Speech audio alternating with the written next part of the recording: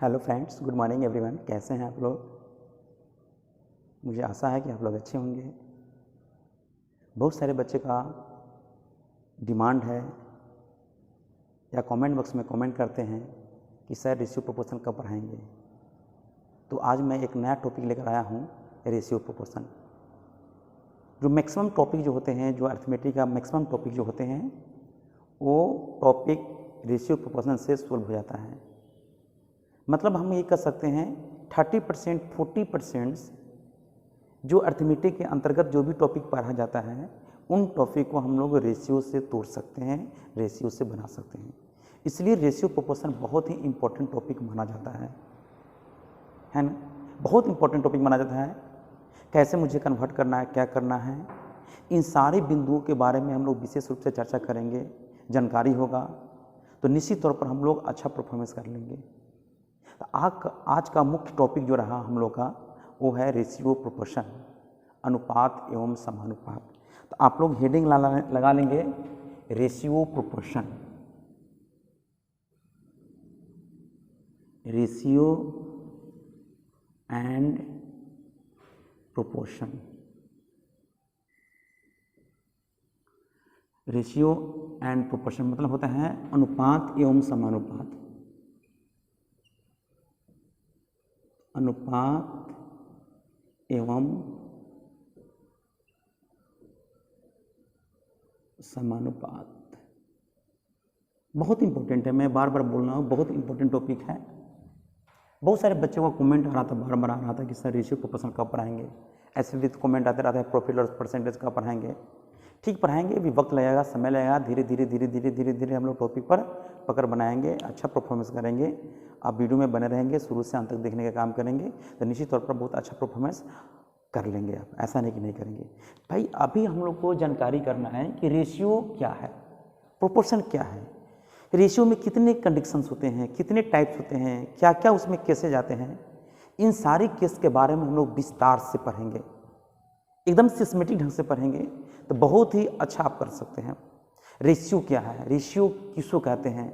बहुत सारे बच्चे ऐसा नहीं कि नहीं जानते हैं, है ना, कि रेशियो क्या होता है। बहुत सारे बच्चों को मालूम है, बहुत सारे बच्चों को मालूम है रेशियो क्या है। अगर आपसे कोई पूछे भाई रेशियो क्या होता है, तो क्या आप जवाब देंगे?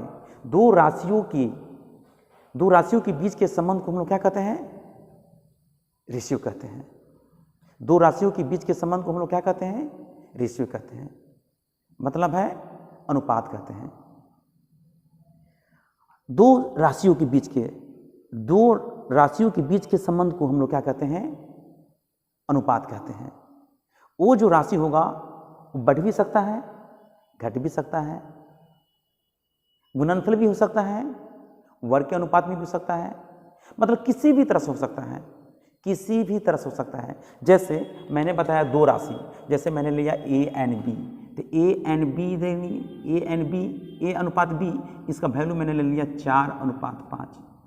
तो 4:5 मैंने 5 लिया, तो दो राशियों के बीच संबंध को, तो यानी हो सकता है 4-5 दिया हुआ है, ये अनुपात के रूप में है। हो सकता है कि इसका ये मल्टीपल के फॉर्म में हो सकता है कि इसके स्क्वायर के फॉर्म में हो, क्यूब के फॉर्म में हो। मतलब है कि दो राशियों के बीच के संबंध को हम लोग क्या कहते हैं? दो राशियों के बीच के संबंध को हम लोग क्या करते हैं? अनुपात कहते हैं। ये चीज मैंने बोला। तो ये ए एंड बी अनुपात मैंने लिया, तो ए और बी दो राशियों के बीच के संबंध को हम लोग अनुपात कहते हैं। इसको हम लोग, इस टर्म को हम लोग क्या कहेंगे? इस टर्म को हम लोग क्या कहेंगे? तो इसको कहते हैं हम लोग, इस टर्म को क्या कहेंगे? जैसे कि 4 मैंने लिया, 5 लिया, तो 4-5 को टर्म को हम लोग क्या कर सकते हैं? आप बता सकते हैं, है ना। इसको कहते हैं अग्रपद। अग्रपद कहते हैं, अग्रपद कहते हैं। मतलब आता है एंटीसीडेंट,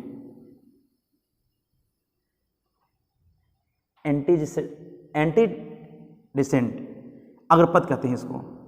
इसको कहते हैं पश्चपद।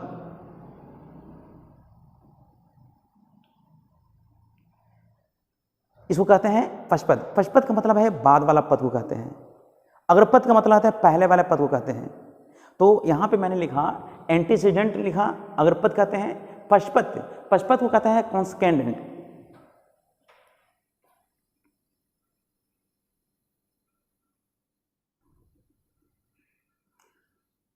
कॉन्स्टिट्यूएंट,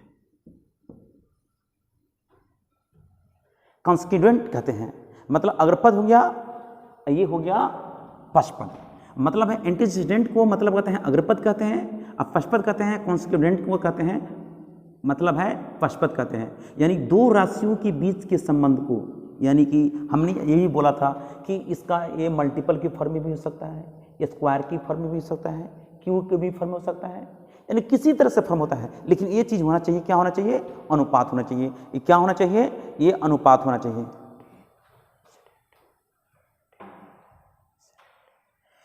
चलिए अभी समझ में आ गया होगा कि अनुपात किसको कहते हैं। अनुपात में जो दो पार्ट में जो इसका अनुपात के फॉर्म में मैंने लिखा उसको अब कहते हैं अग्रपद कहते हैं, एक हम लोग कहते हैं पश्चपद कहते हैं, कॉन्सिक्वेंट कहते हैं, एक कहते हैं एंटीसीडेंट कहते हैं, ठीक है ना। ये तो आपको पता चल गया होगा। अब हम लोग चलते हैं, एक होते हैं मिश्रित अनुपात, कंपाउंड रेशियो, कंपाउंड रेशियो, इसको कहते हैं मिश्रित अनुपात, मिश्रित अनुपात। भाई ये मिश्रित अनुपात क्या है, मिश्रित अनुपात क्या है। मिश्रित अनुपात ऐसा नहीं कि आप लोग नहीं जानते होंगे। मिश्रित अनुपात क्या होता है बताइए तो, दो या दो से अधिक अनुपातों को हम लोग मिश्रित अनुपात कहते हैं। दो या दो से अधिक अनुपात को हम लोग मिश्रित अनुपात कहते हैं। सुनेंगे पहले ध्यान से, दो या दो से अधिक अनुपात को हम लोग मिश्रित अनुपात कहते हैं। ठीक, जैसे मान लेते हैं मैंने यहाँ पे कैपिटल के फॉर्म में लिख दिया, मैं स्मॉल लिख देता हूँ, कोई दिक्कत नहीं है। जैसे A अनुपात B, B C, C अनुपात D, E अनुपात F। जैसे कि ये भी अनुपात में है, ये भी अनुपात में है, ये भी अनुपात में है। इसको हम लोग कहते हैं एंटीसीडेंट कहते हैं, इसको कॉन्सिक्वेंट कहते हैं, कॉन्स्टिट्यूएंट कहते हैं, इसको एंटीसीडेंट कहते हैं, इसको कॉन्सिक्वेंट कहते हैं। तो इसी तरह से दो अनुपात के, ये भी दो अनुपात के फॉर्म में है, ये भी दो अनुपात के फॉर्म में। दो या दो से अनुपात के, दो या दो से अधिक अनुपात के हम लोग क्या कहते हैं, दो या दो से अधिक अनुपात के पद को हम लोग क्या कहते हैं, मिश्रित अनुपात कहते हैं। मिश्रित अनुपात, तो मिश्रित अनुपात में क्या होता है, पहले सबसे पहले हम लोग देख लेंगे कि मिश्रित अनुपात क्या होता है। तो मिश्रित अनुपात कहता है जैसे कि अग्रपद, तो इसका अग्रपद क्या है, एंटीसीडेंट क्या है, ए, इसका अग्रपद क्या है, सी, इसका अग्रपद क्या है, ई। मतलब ETC हम लोग यहाँ पे लिख सकते हैं, ETC लिख सकते हैं, गुना कर दिए। अब बाई, इसका पश्चपद क्या है, कॉन्स्टिट्यूएंट क्या है, यहाँ पे आ गया B, यहाँ पे D, यहाँ पे F, डॉट डॉट डॉट करेंगे। यानी कि अग्रपद तथा पश्चपद की गुणनफल को मिश्रित अनुपात कहा जाता है। अग्रपद तथा पश्चपद के गुणनफल को हम लोग मिश्रित अनुपात कहते हैं, मिश्रित अनुपात कहते हैं। जैसे मान लेते हैं एग्जाम्पल के दौरान मैं यहाँ पे केस में लिख रहा हूँ, जैसे कि यहाँ पे दिया हुआ है, जैसे यहाँ पे मैंने बराबर कर दिया, यहाँ पे लिखा 2:3, यहाँ पे मैंने बराबर दे दिया, एक ब्लू से लिख देते हैं ताकि आपको समझ में आ जाएगा। यहाँ पे मैंने लिख दिया 4:5 और यहाँ पे लिख दिया बराबर लेके 3:5, मैंने ये चीज़ लिख दिया। अब चलिए यहाँ पे इसका वैल्यू तो एकदम ऑलरेडी दिया हुआ है।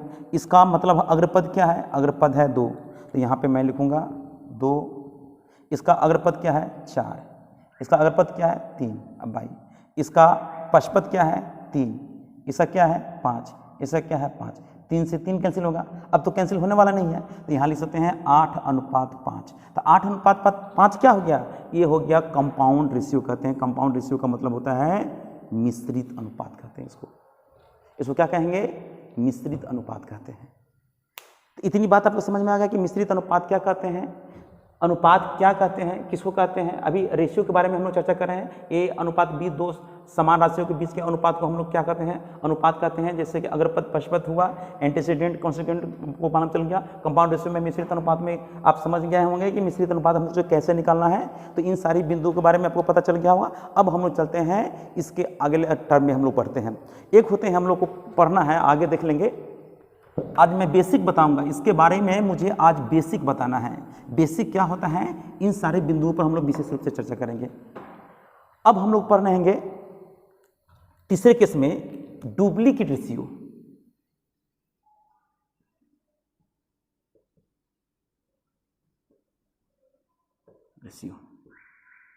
उसके बाद सब डुप्लीकेट रेशियो,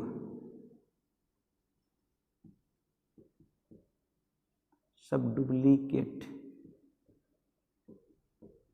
रेशियो। उसके बाद ट्रिप्लीकेट रेशियो,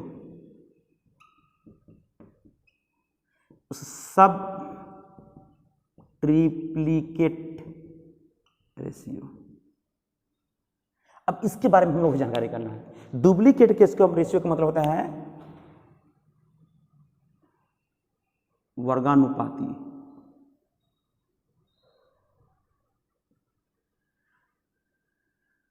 यहां होता है वर्ग मूलानुपाती।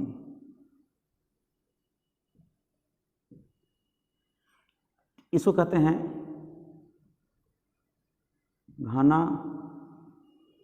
घनानुपाती। घनानुपाती, घन मूलानुपाती। अब ये क्या होता है, इसके संदर्भ में हम लोग विशेष रूप से चर्चा करेंगे। बहुत सारे बच्चे रेशियो के बारे में पूरा डीप में नहीं जानते हैं, वो बिल्कुल उनको डिप्थ में मालूम नहीं है। उनको डिप्थ में मालूम करना पड़ेगा, उनको समझना पड़ेगा, तभी वो टॉपिक आसान हो सकता है, अन्यथा आसान नहीं हो सकता है। बहुत सारे क्वेश्चन में एग्जाम में पूछा गया है, ऐसा नहीं कि नहीं पूछा गया है। हम आपको एग्जाम्पल के दौरान मैं बता दूंगा कहाँ कहाँ क्वेश्चन पूछा गया है, कहाँ कहाँ नहीं पूछा गया है। इस सारी चीज़ के बारे में हम विशेष रूप से हम वहाँ पर चर्चा करेंगे। तो डुप्लीकेट रेशियो क्या होता है, सब डुप्लीकेट रेशियो क्या होता है, ट्रिप्लीकेट रेशियो क्या होता है, सब ट्रिप्लीकेट रेशियो क्या होता है, इन सारे बिंदुओं के बारे में हम लोग विशेष रूप से चर्चा करेंगे, है ना। हम पढ़े थे यहाँ पे रेशियो के बारे में। रेशियो के बारे में हम लोग क्या चर्चा किए थे, दो समान राशियों के बीच के संबंध को हम लोग रेशियो कहते हैं। दो समान राशियों के बीच के संबंध को हम लोग क्या कहते हैं, रेशियो कहते हैं। जैसे अगर मान लेते हैं कि हम लोग डुप्लीकेट रेशियो के बारे में कहते हैं, वर्गानुपाती कहते हैं। तो वर्गानुपाती का मतलब होता है कि जो दो समान राशियों के बीच के जो अनुपात होते हैं, जो अग्रपद पश्चपद जो होते हैं, उनके वर्ग का जो अनुपात होते हैं, उसी को वर्गानुपात कहते हैं। पहले मेरी बातों पर ध्यान देंगे। दो समान राशियों के बीच के अनुपात कहते हैं, और दो समान राशियों के बीच के अनुपात होते हैं, बड़ा भी हो सकता है, एक रेशियो दूसरे रेशियो से बड़ा हो सकता है या छोटा हो सकता है, या तो उसके गुणनफल में के फॉर्म हो सकता है, या तो उसके वर्ग के फॉर्म हो सकता है। तो अभी जस्ट मैंने चर्चा किया वर्ग के फॉर्म में, मैंने बोला तो वर्ग के फॉर्म में जब बोला मैंने, तो आपको थोड़ा ध्यान देना पड़ेगा। क्या ध्यान देना पड़ेगा, तो आपको ये चीज़ ध्यान देना पड़ेगा कि डुप्लीकेट रेशियो का मतलब मैंने यहाँ पे जब चर्चा मैंने किया कि दो समान राशियों के, तो दो समान राशियों के मतलब आप समझ जाएंगे। जैसे मैं एग्जाम्पल के दौरान मैं लेता हूँ दो समान राशि, जैसे A रेशियो B मैंने लिया, इसका जो डुप्लीकेट रेशियो होगा, डुप्लीकेट रेशियो जो होगा, इसका जो डुप्लीकेट रेशियो होगा, AB का जो डुप्लीकेट रेशियो होगा, मैं बता देता हूं, इस AB का डुप्लीकेट रेशियो जो होगा वो A बनकर आएगा, मतलब A square ratio B square, ये डुप्लीकेट रेशियो बनकर आएगा। ठीक, मतलब कहा है दो समान राशियों के बीच के अनुपात को हम लोग अनुपात कहते हैं, ये चीज मैंने माना। लेकिन यहां पे उसके वर्ग यानी A का वर्ग अनुपात B के वर्ग को हम लोग कहते हैं डुप्लीकेट रेशियो। दो समान राशि यहां पे दिया हुआ है, रेशियो दिया हुआ है। उसी तरह से अगर हम एग्जाम्पल में लेते हैं A अनुपात B मैंने लिया, इसका कहेगा क्या निकालने के लिए, सब डुप्लीकेट रेशियो निकालने के लिए। यहां पे मैंने लिख दिया सब डुप्लीकेट रेशियो, सब डुप्लीकेट रेशियो। तो ये चीज मैं यहां पे क्या लिखूंगा, यहां पे मैं लिखूंगा क्या, A square root under B square root, ये चीज हो जाएगा। देखिए ये क्या होगा, सब डुप्लीकेट रेशियो हो जाएगा। मतलब कि दो समान राशियों का जो अनुपात जो होगा उसका स्क्वायर रूट कर देते हैं तो वो निकल जाता है क्या, सब डुप्लीकेट रेशियो निकल जाता है। ट्रिप्लीकेट रेशियो क्या होता है, जैसे कि A अनुपात मैंने B दे दिया, इसका कहेगा ट्रिप्लीकेट, इसका कहेगा ट्रिप्लीकेट रेशियो। तो भाई इसका ट्रिप्लीकेट रेशियो निकालने के लिए हम लोग क्या करेंगे, इस चीज को हम लोग क्या करेंगे, मेंशन करेंगे, ए क्यू अनुपात बी क्यू, ये हो गया ट्रिप्लिकेट रेशियो का फॉर्मूला, ये हो गया। उसी तरह से हम लोग यहाँ पे देख लेंगे सब ट्रिप्लिकेट रेशियो कहेगा, जैसे कि यहाँ पे एग्जांपल के दौरान मैंने दिया, जैसे कि ए अनुपात बी मैंने ले लिया, ए अनुपात बी ले लिया, इसको कहता है ट्रिप्लिकेट सब ट्रिप्लिकेट रेशियो कहता है निकालने के लिए। तो इसके लिए जनाब हम लोग करेंगे सब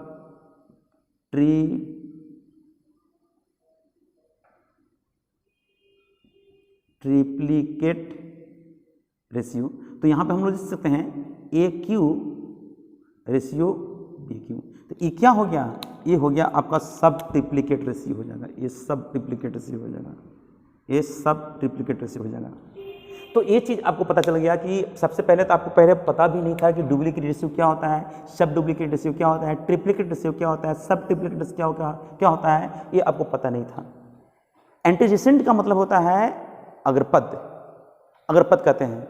उसके बाद में हम लोग यहाँ पे देखना था कॉन्स्टिट्यूएंट का मतलब होता है पश्चपद कहते हैं, यानी बाद वाले टर्म को कहते हैं, पहले वाले टर्म को कहते हैं। तो यहाँ पे पता चल गया कि यहाँ पे दो मतलब है कि दो समान अनुपात को हम लोग क्या कहते हैं, अनुपात कहते हैं। जैसे कि डुप्लीकेट रेशियो, सब डुप्लीकेट रेशियो, सब डुप्लीकेट रेशियो क्या होता है, सब ट्रिप्लिकेट रेशियो क्या होता है, ट्रिप्लिकेट रेशियो क्या होता है, सब ट्रिप्लिकेट रेशियो क्या होता है, इन सारे के बारे में मैंने विशेष रूप से चर्चा किया। अब हम लोग अगला टर्म में पढ़ना है, अगले टर्म में पढ़ना है, वो देखेंगे। अब हम देखते हैं। तो ये आपको पता चल गया, जैसे कि आपसे कौन पूछ देगा, कोई पूछ देता है, जैसे पूछेगा 8 तथा 15 का सब डुप्लीकेट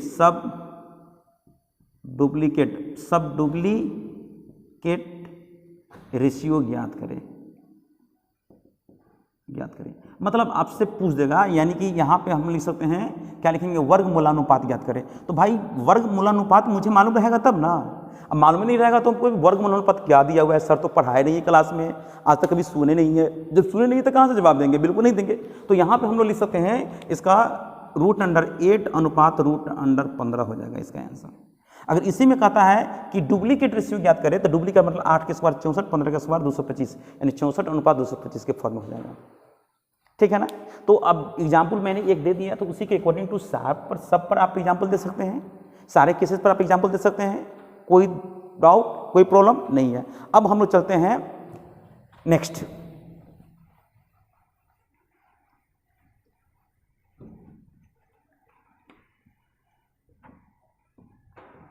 अब हम होते हैं इन्वर्स रेशियो पढ़ना है, इन्वर्स रेशियो।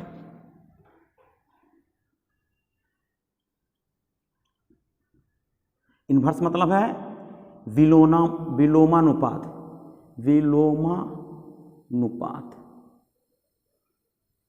ध्यान दीजिएगा, ये सब रहता है, ऐसा नहीं कि नहीं रहता है। विलोमानुपात। तो विलोमानुपात क्या है, बहुत सारे बच्चे जानते होंगे, ऐसा नहीं कि नहीं जानते। बहुत बचपन में भी हम लोग पढ़ता है ना, कि विलोमानुपात क्या होता है, इन्वर्स रेशियो क्या होता है, विलोमानुपात क्या होता है। जैसे विलोमानुपात का मतलब होता है, जैसे कि हम लोग एग्जाम्पल के दौरान मैं यहाँ पे लेता हूँ, मेरी बातों पर ध्यान दीजिएगा। जैसे कि A अनुपात B है, इसका विलोमानुपात होगा, इसका जो इन्वर्स रेशियो होगा, इन्वर्स रेशियो हो जाएगा वो A/1/A अनुपात 1/B।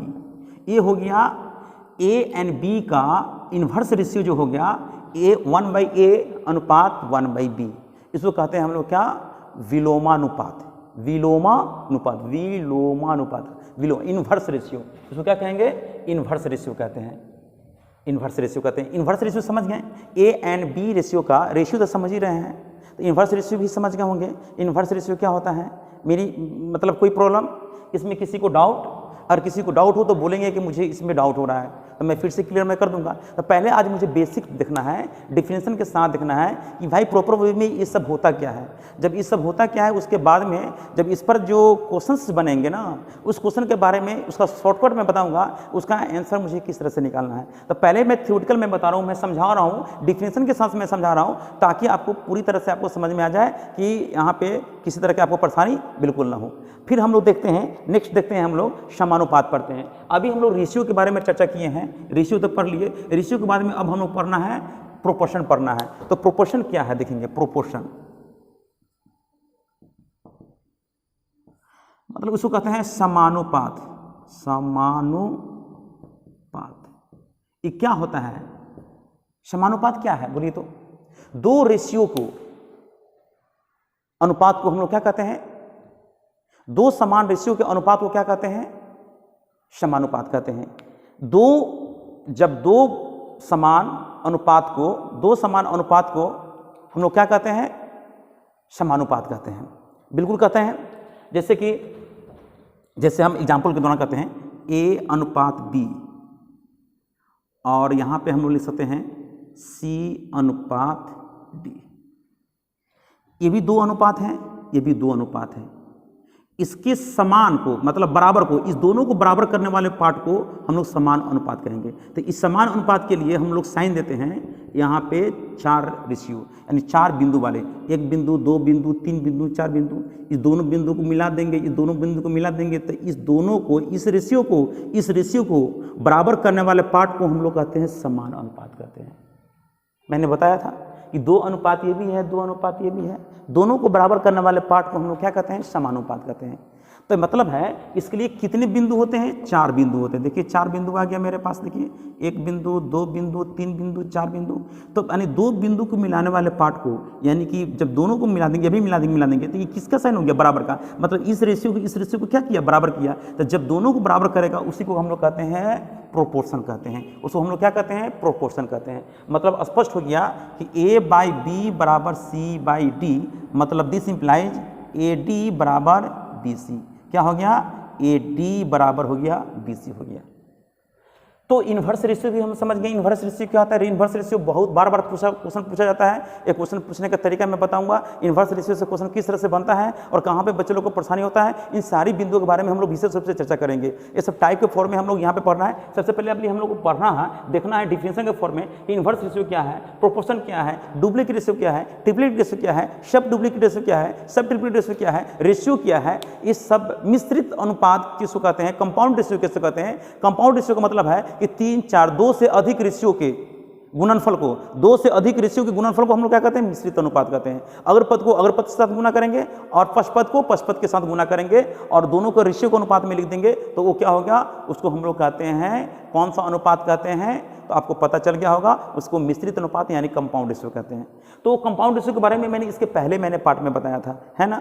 तो अभी हम लोग इन्वर्स रेशियो एंड प्रोपोर्शन यानी कि समानुपात के बारे में मैंने चर्चा किया। आपको पूरा समझ में आ गया होगा कि अनुपात किसको कहते हैं। यानी कि 2 बिंदु वाले पार्ट को हम लोग कहते हैं अनुपात, और 4 बिंदु वाले पार्ट को कहते हैं समानुपात कहते हैं। मतलब है कि A अनुपात B, और यहाँ पे लिखेंगे A अनुपात B और B अनुपात C कर सकते हैं, या D अनुपात या तो C अनुपात D कर सकते हैं इसको। यानी 4 बिंदु वाले पार्ट को, यानी ये इस बिंदु को मिला देंगे तो इस रेशियो को बराबर कर दिया। और यहाँ पे तो समझ रहे हैं कि A/B है, मतलब है कि रेशियो के बारे में हम रेशियो जानते हैं। रेशियो किसको कहते हैं? अभी जस्ट मैंने थोड़ा देर पहले बताया, चर्चा किया।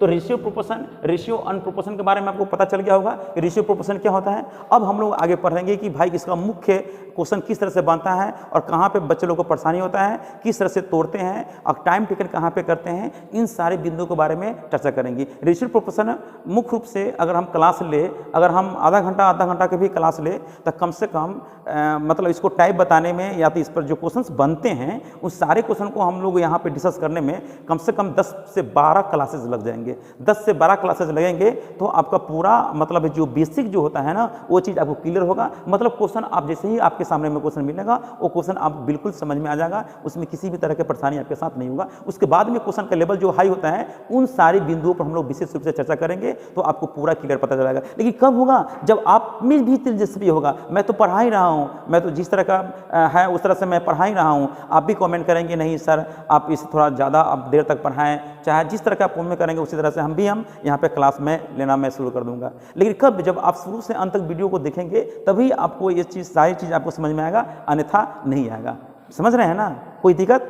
अब हम लोग चलते हैं नेक्स्ट हम लोग को पढ़ना है। इस पर क्वेश्चन थोड़ा बहुत हम एक हिंट्स दे देते हैं। जैसे कि अभी हम रेशियो के बारे में चर्चा कर रहे हैं तो रेशियो से संबंधित हम कुछ क्वेश्चन हम आपके साथ शेयर कर रहे हैं, मतलब है यहाँ पे दिखा रहे हैं, शो कर रहे हैं। तो क्या शो करेंगे तो देखिए, जैसे मान लेते हैं कि एक छोटा सा एग्जाम्पल मैं ले रहा हूँ। छोटा एग्जाम्पल मैंने क्या लिया, जैसे A अनुपात B है, जैसे कि 4 अनुपात 5 है, B अनुपात C है, इसको कहेंगे 3:2 कर देते हैं।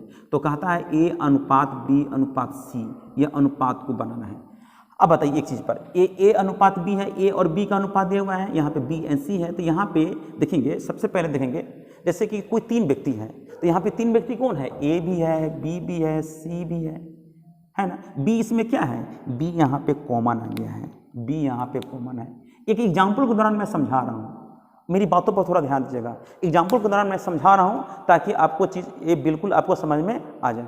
तो एग्जाम्पल के दौरान मैंने ये बताया कि ए का हमको कंपेरिजन करना है बी के साथ। मैंने बोला कि रेशियो होता है वो जोड़ घटाव के फॉर्म में होता है, कभी ज़्यादा होता है, यानी ए का अनुपात बी से, ए का कंपेरिजन बी के साथ हो रहा है, तो बी का वैल्यू ए से ज़्यादा भी हो सकता है, कम भी हो सकता है, या इसके मल्टीपल में भी हो सकता है, ये स्क्वायर की फॉर्म हो सकता है, यानी कुछ भी हो सकता है।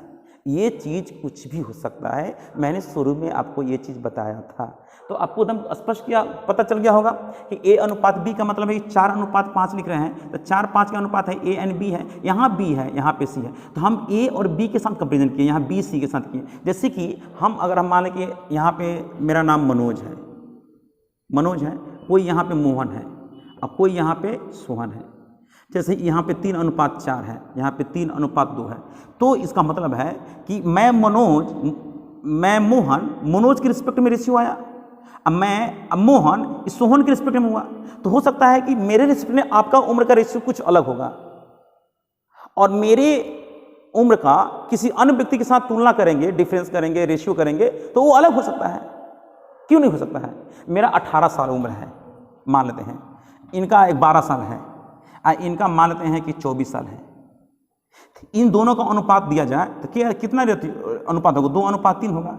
इसका अनुपात लिया जाए तो 3 क्या होगा? 4 होगा। 6 3 6 चौके, मान लेते हैं यहाँ चेंज कर लेते हैं। चेंज करने का मतलब क्या हुआ? अगर चेंज कर लेते हैं यहाँ पे, मैंने यहाँ पे 28 साल कर देते हैं, एक बात मैं बोल रहा हूँ, तो इसका अनुपात मैं निकालूंगा तो 6 दूनी 6 3 18, यानी A/B/C के बाद A/B का अनुपात हुआ, A/B हुआ। अगर हम B/C का अनुपात लिखें तो B/C का अनुपात का मतलब है 2 से कटेगा, ये भी 2 से कटेगा, 2 से 9 बार में कटेगा और 2 से 14 बार में कटेगा। तो यानी कि ये भी B है, तो B का मैंने कंपेरिजन A के साथ किया तो 2 3 का अनुपात हुआ। अब B के साथ C के साथ किया तो 9 14 हुआ। तो यहाँ पे भी B है, यहाँ पे भी B है, तो यहाँ पे B 3 है, यहाँ पे B 9 है। तो 9 किसके रिस्पेक्ट में? तो यहाँ C के रिस्पेक्ट में। 3 किसके रिस्पेक्ट में? तो A के रिस्पेक्ट में। यहाँ पे C दिया हुआ है। तो यहाँ पे मुझे कंपेरिजन करना है, यहाँ पे किसा करना है? कंपेरिजन करना है, एक दूसरे से कंपेरिजन करना है। यानी B यहाँ पे है, यहाँ पे भी B है, यहाँ पे भी B है और यहाँ पे भी B है। तो ये B 5 अनुपात है, यहाँ पे B 3 अनुपात है। तो दोनों बराबर है? नहीं है। तो दोनों को मुझे बराबर करना पड़ेगा। तो बराबर करने के लिए सबसे पहले हम लोग क्या करेंगे? इस दोनों को बराबर करने के लिए मुझे किससे गुना करना होगा? इसमें मुझे 3 से गुना करना होगा। तो इसमें भी 3 से गुना कर देंगे, इसमें 5 से गुना करेंगे, इसमें भी 5 से गुना करेंगे। तो A अनुपात क्या होगा? 4 तिहाई 12, E 5 तिहाई 15 और A 5 दूनी 10। अब A/B/C का अनुपात निकल गया, देखिए आ गया। तो ये चीज़ मुझे बराबर करना पड़ेगा। जैसे कि B है तो B का अनुपात E के साथ कंपेरिजन किया है और B का अनुपात C के साथ किया है, तो मुझे यहाँ पे बराबर करना है। तो बहुत आसानी से निकल गया, इसमें कोई डाउट नहीं हुआ, किसी तरह का परेशानी नहीं हुआ। तो यहाँ पे मुझे बराबर करने के लिए 15 लाने के लिए 5 3 कैल्शियम, यहाँ पे 3 है, यहाँ पे 5 है, तो 5 3 कैल्शियम 15 हुआ। तो 15 लाने के लिए 3 से गुना करेंगे, 15 लाने के लिए 5 से गुना करेंगे। जब इसमें 5 से गुना करेंगे यहाँ भी 5 से गुना करेंगे, जब इसमें 3 से गुना करेंगे तो यहाँ पे भी 3 से गुना करेंगे। एकदम बिल्कुल एकदम क्लियर हो गया। यहाँ पे थोड़ा हम ब्लू से लिख देते हैं ताकि आपको पूरी चीज़ समझ में आ जाएगा। यहाँ मैंने 3 से गुना किया, यहाँ पे भी 3 से गुना किया, यहाँ 5 से गुना किया, यहाँ पे भी मैंने 5 से गुना किया। गुना करने वाला को मैंने घेर दिया, गुना करने वाला को घेर दिया, आपको पता चल जाएगा। तो मैंने जो क्वेश्चन आपसे मैंने शेयर किया था कि 4:5 है और 3:2 है। तो यानी ये A है, यानी यहाँ पे मैंने लिया A/B है, ये B/C है, यहाँ B है, यहाँ B है, दोनों में B कॉमन है। तो बहुत सारे बच्चे ऐसे लिखते हैं कि 4:5 A/B, यहाँ से लिखेंगे तो B यहाँ पे कितना है? 3 आ गया। अब B का रिस्पेक्टिव रेशियो किसके साथ है? C के साथ है। सॉरी, C का मान क्या है? 2 रेशियो दिया हुआ है। अब गुना करेंगे, ये पहला टर्म हुआ, ये दूसरा टर्म हुआ, ये तीसरा टर्म हुआ। तो 4 तिहाई 12 लिखेंगे, 5 तिहाई 15 लिखेंगे, अब 5 दूनी 10 लिखेंगे। तो 12 15 10 है। तो हम लोग ऐसा लिखने का काम बिल्कुल नहीं करेंगे। एक कॉमन चीज़ मैं बताने वाला हूँ जो नेक्स्ट क्लास के में चर्चा मैं करूँगा। मैंने तो पहले बताया कि आज डिफिनेशन के रूप में मुझे ये चीज़ बताना है, बहुत सारे बच्चों को जानकारी नहीं है कि होता क्या है। तो इन सारी बिंदुओं पर उसी तरह से मैं एग्जाम्पल मैं दूंगा कि भाई इसका मुझे कैसे फोकस करना है, उसको आसान मुझे कैसे करना है, इन सारी बिंदुओं पर मैं विशेष रूप से मैं चर्चा करूंगा। तो आपको बिल्कुल समझ में आ जाएगा। तो आप वीडियो में बने रहेंगे, शुरू से अंत तक देखने का काम करेंगे तो बहुत अच्छा वेल परफॉर्मेंस कर लेंगे। कोई बहुत बड़ा टॉपिक नहीं है, बहुत कुछ ऐसा नहीं है। मेन बेसिक नहीं नॉलेज, बेसिक न होने की वजह से, यानी बेसिक नॉलेज न होने की वजह से आप लोगों के साथ थोड़ा परेशानी ज़्यादा हो रहा है। इसलिए परेशानी हो रहा है तभी मैंने मतलब चैप्टर मैंने शुरू किया और उसी तरह से मैं बताने का मैं काम कर रहा हूँ ताकि आपको बिल्कुल आपको समझ में आ जाए और कोई भी क्वेश्चन आपके से नहीं छूटे, आसानी से आप बना लें, समय से पहले बना लें, है ना। तो हम लोग आज हम लोग यहाँ पे जो चर्चा किए हैं डिफिनेशन के तौर पर, उसमें कौन कौन से केसेस हैं, इन्हीं पर बातों पर मैंने विचार किया। अब जो नेक्स्ट मैं क्लास में लूँगा तो विशेष रूप से इसी तरह से जो क्वेश्चन जो एग्जाम में पूछे जाते हैं और उस क्वेश्चन को बनाने में आपको जो टाइम टेकन लगता है उसी को मुझे समझा करके मुझे आसान करने का तरीका मैं बताऊंगा, जो आपके लिए बहुत ही फायदा होगा और उपयुक्त होगा और मतलब है आपको आसान होगा। एक कॉन्फिडेंस, एक जोश आ जाएगा एग्जाम देने के दौरान। ये चलो मैथ में कोई भी क्वेश्चन इससे रिलेटेड क्वेश्चन पूछेगा रेशियो प्रोपोर्शन से, उस क्वेश्चन को मैं बना लूंगा। एक कॉन्फिडेंस के साथ जाना होगा, एक तैयारी के साथ, एक जोश के साथ जाना होगा, तभी आप उस पर हावी हो सकते हैं, अन्यथा आप वंचित हो सकते हैं। तो ये चीज़ आपको समझ में आएगा। जैसे एक और एग्जाम्पल मैं दे रहा हूँ, आपको पता चल लगा, ऐसा नहीं कि पता नहीं चलेगा। जैसे यहाँ पे एक एग्जाम्पल मैं दे रहा हूँ, छोटा सा एग्जाम्पल मैं दे रहा हूँ। जैसे A अनुपात B, B अनुपात C, C अनुपात D, यहाँ पे 2 अनुपात 3, 5 अनुपात 4, यहाँ पे 6 अनुपात 5। मैंने ये कर दिया। यहाँ A B, यहाँ पे यहाँ A B B C C D, तो यहाँ पे अनुपात आपसे पूछेगा A अनुपात B अनुपात C अनुपात D का अनुपात ज्ञात करिए, ये पूछा जाएगा। तो मैं बहुत जल्दी निकाल लूँगा, मुझे कोई परेशानी नहीं है। 3 इसमें कॉमन है, 3 इसमें कॉमन है, 3 इसमें कॉमन है, 3 कॉमन है, लेकिन 2 कॉमन है, 2 भी कॉमन है, 3 कॉमन है, तो 2 तिहाई 6 काट देंगे, तो 2 तिहाई 6 तो 5 दूनी 10 हो जाएगा। ये चीज़ मुझे लिखने का तरीका है। जैसे ही मैंने 6 हटा दिया तो यानी कि मतलब 5 तिहाई 15 हो जाएगा, 15 हो जाएगा। जैसे ही मैंने 6 हटा दिया तो 4 तिहाई 12 हो जाएगा, यहाँ पे 12 मैं लिख दूंगा।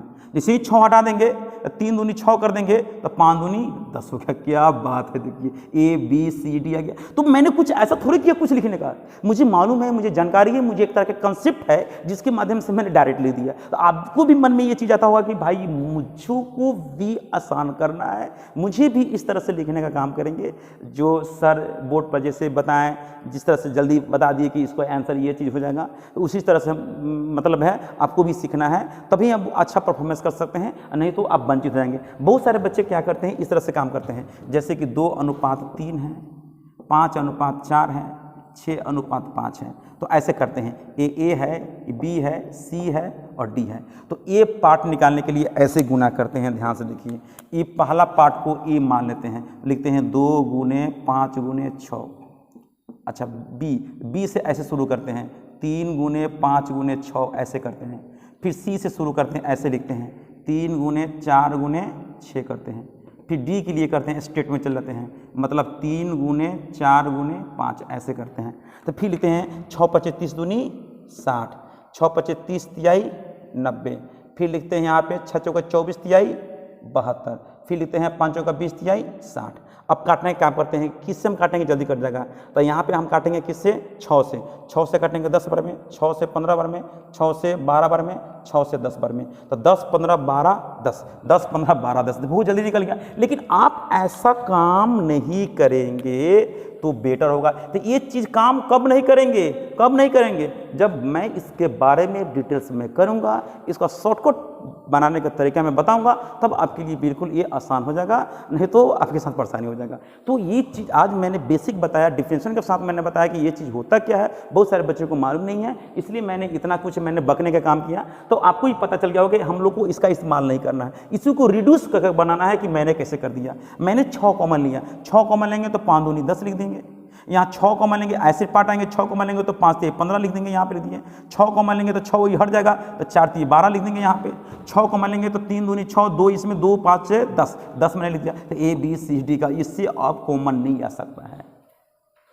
तो इन्हीं बिंदु पर मैं मतलब नेक्स्ट वीडियो में मैं डालूंगा। बहुत ज़बरदस्त आप वीडियो में शुरू से अंत तक बने रहेंगे तो बहुत ही आप अच्छा कॉन्सेप्ट बना सकते हैं, कर सकते हैं, एग्जाम के दौरान बहुत अच्छा परफॉर्मेंस कर सकते हैं, नहीं तो आप वंचित हो जाएंगे, है ना। इसलिए वीडियो को मैं बार बार मैं कर रहा हूँ कि रिक्वेस्ट में कर रहा हूँ कि आप वीडियो में शुरू से अंत तक बने रहेंगे तो अच्छा वेल परफॉर्मेंस कर सकते हैं। और जो भी बच्चे लोगों को जो परेशानी होता है, लैंग्वेज का प्रॉब्लम हो, चाहे कुछ इस तरह का प्रॉब्लम हो, फिर से समझना हो, चाहे आपको फिर से जिस तरह के आप समझना चाहते हैं उस तरह से मुझे कमेंट बॉक्स में कमेंट करेंगे तो मैं उसी तरह से मैं बताने का काम करूंगा जिससे आपको परेशानी बिल्कुल ना हो। तो फिर मैं मिलता हूं नेक्स्ट वीडियो में।